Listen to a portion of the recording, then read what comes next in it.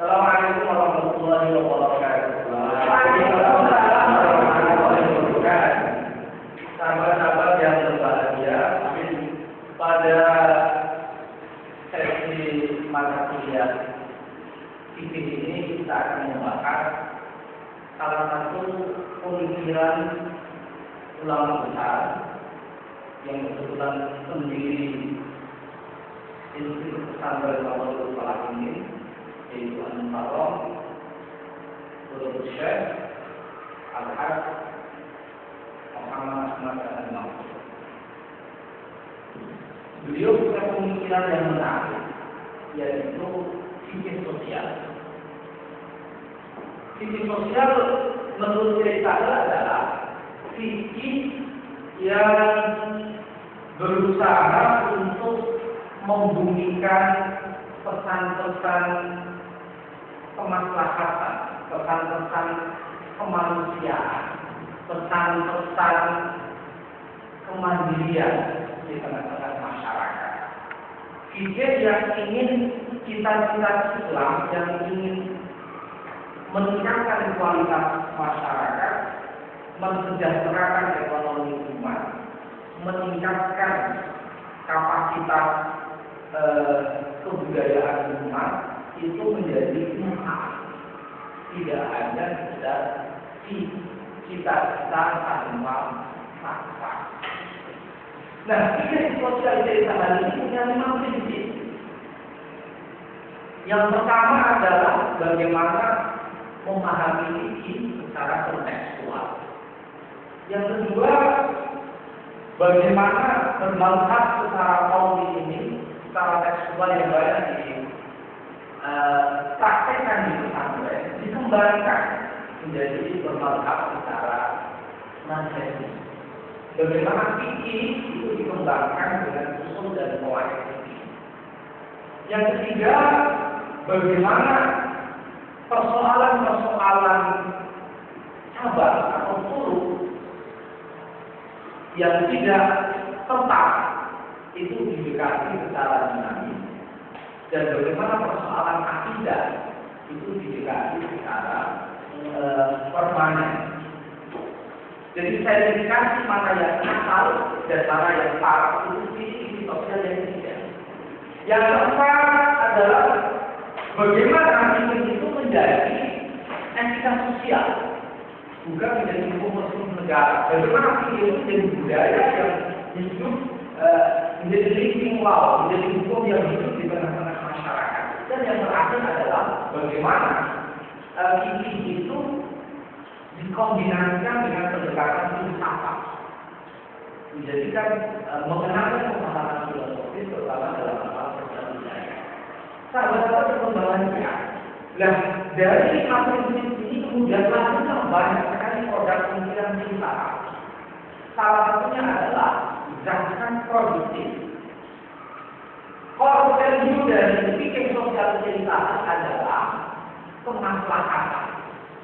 Kemaslahatan itu apa? Kemaslahatan itu jalbul manafat dan manfaat, mendatangkan kemanfaatan yang itu besar-besarnya kepada umat dan bangsa dan menghindarkan segala kerusakan. Nah, kemaslahatan ini ada 3 elemennya. Ada namanya yang jiwa, namanya doruri, ada yang sekunder namanya hajat, doruri yang hajat, dan ada yang tadi namanya pasti atau pakili atau komplementer. Nah, zakat produktif ini adalah bagaimana zakat itu mampu mengeluarkan masyarakat khususnya minal fakri ilal ghina, dari fakir menjadi kaya. Dan menurut kita tidak mungkin orang miskin, orang miskin diberikan sesuatu secara konsumtif itu kemudian menjadi kaya. Maka menurut cerita zakat produktif ini butuh melibatkan tenaga ahli kaum profesional, amil yang profesional katakanlah begitu, yang bertugas memberikan training, memberikan pelatihan bagaimana manajemen keuangan yang profesional operasional, bagaimana membuka lapangan usaha yang produktif, bagaimana membuat akuntansi keuangan, bagaimana membuat reporting usaha yang akuntabel, bagaimana membaca fakta, bagaimana mengembangkan networking, relasi jaringan yang luas. Kemudian ketika masyarakat sudah diberi pemahaman, diberi tools, alat yang bagus, kemudian baru uang zakat ini diberikan kepada mereka.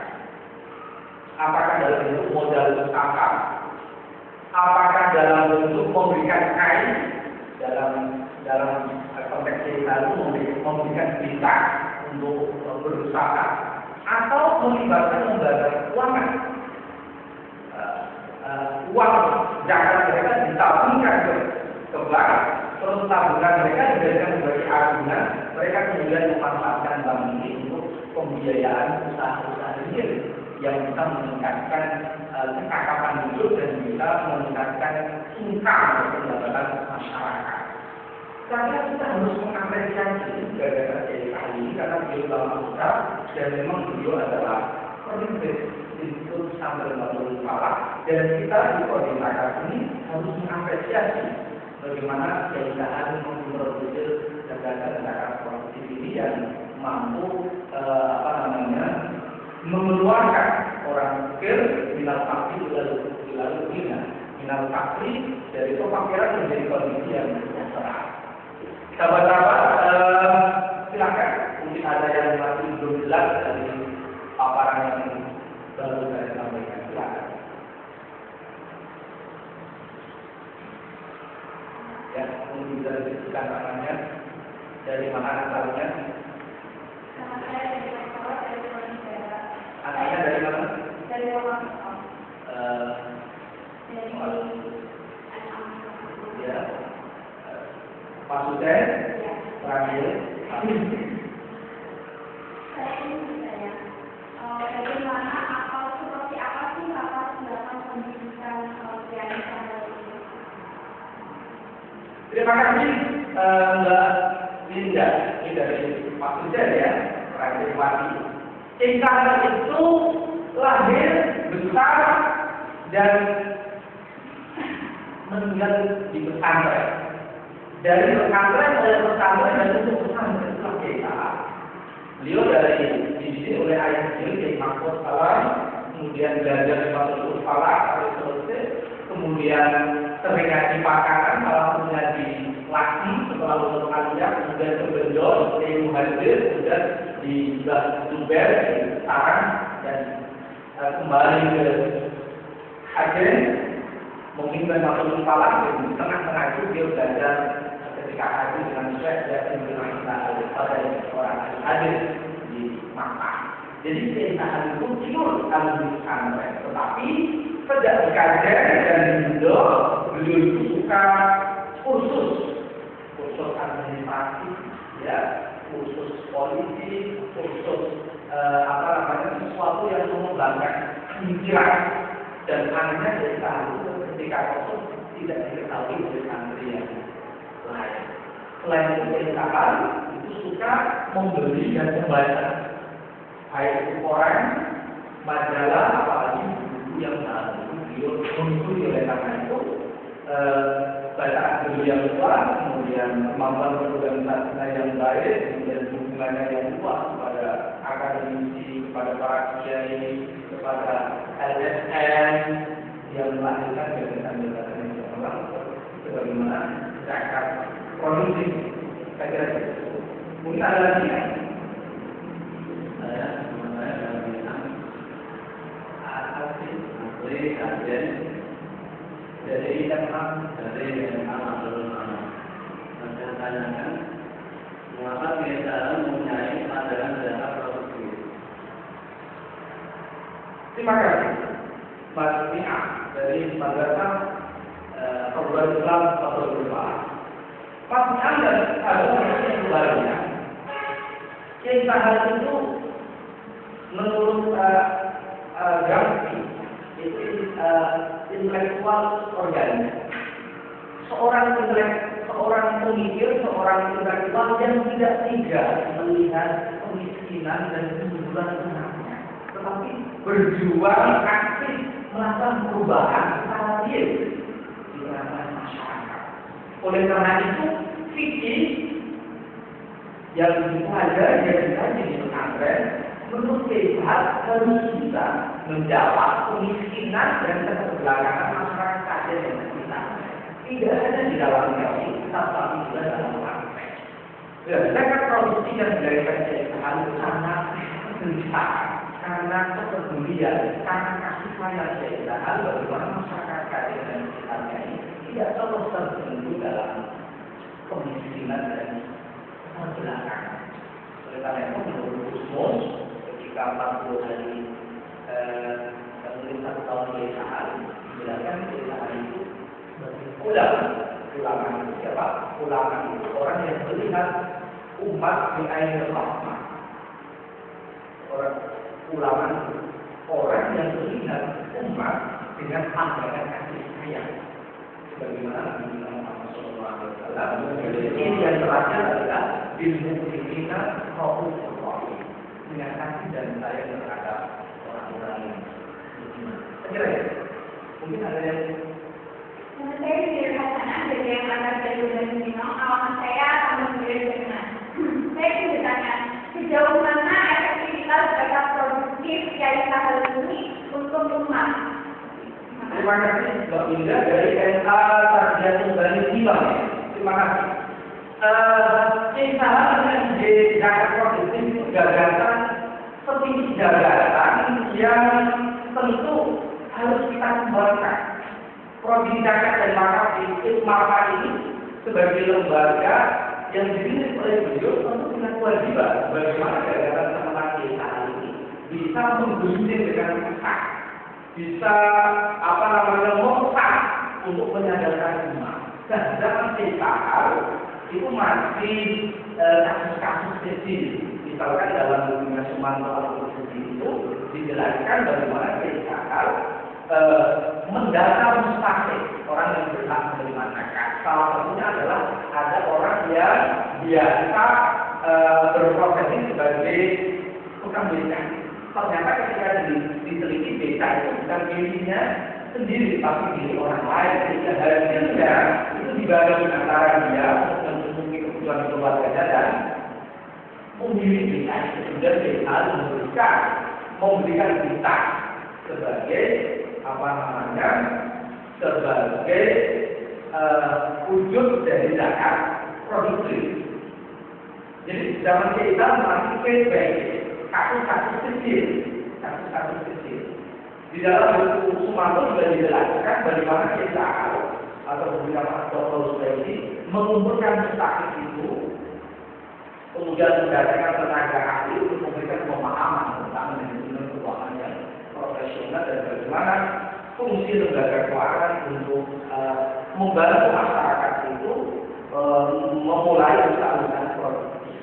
Jadi kita harus memulai terutama produk zakat untuk bagaimana pandangan kita ini kita kembangkan dan kita wujudkan dalam kerja pemberdayaan berbasis zakat produktif itu. Mungkin ada yang saya mengenal beliau dari MA dan Menyambutkan dari alamat dan konservasi, dan saya tanyakan bagaimana cara mengembangkan zakat produktif dengan caranya desa. Terima kasih Mas Alex dari MA saya Menyambutkan dari Kudus, ya lumayan jauh dari Kudus. Alhamdulillah masuk di Kota Jawa. Bagaimana kita mengembangkan zakat produktif sama? Tentu saja yang pertama adalah penguatan kapasitas building, menguatkan kapasitas lembaga. Artinya amil zakat ini harus pertama amanah, jujur dan amanah. Yang ketiga kreatif, ya. Yang keempat sosok yang pandai mengembangkan jaringan. networknya bagus. Yang kelima adalah sosok yang mampu menjadi pemimpin yang kuat. Saya kira gagasan CSR harus kita kembangkan seperti itu, Mas Alex. Jadi harus dalam lembaga yang kuat, kemudian lembaga inilah yang kemudian akan mengembangkan gagasan CSR, tapi organisasinya tetap sama. Bagaimana zakat ini tidak hanya habis ketika diberikan, tetapi mampu mengubah mustahil kalau bisa menjadi bisa. Kalau tidak bisa, dia bisa mentak keluar dari kemiskinan. Artinya kebutuhan primernya sandang, papan tangan, kemudian ditambah sekarang pendidikan dan kesehatan itu bisa tercover, bisa diselesaikan dengan zakat itu dalam jangka menengah dan jangka panjang. Mungkin ada pertanyaan lain lagi yang ditanyakan. Terima kasih sahabat-sahabat semua. Ini adalah sesi pertama kita. Bagaimana pandangan kita tentang zakat produktif. Semoga menginspirasi dan memotivasi kita sebagai mahasiswa program studi zakat yang bakal ini untuk kita mengelola. Kita optimis bahwa identitas ini dapat kita aplikasikan di tengah-tengah masyarakat. Tujuannya satu, bagaimana kita mendapatkan saadat dan lain atau kebahagiaan dunia dan kebahagiaan akhirat, karena kita bisa berbagi dengan bersama. Mari kita tutup dengan bacaan Fatihah Al-Fatihah.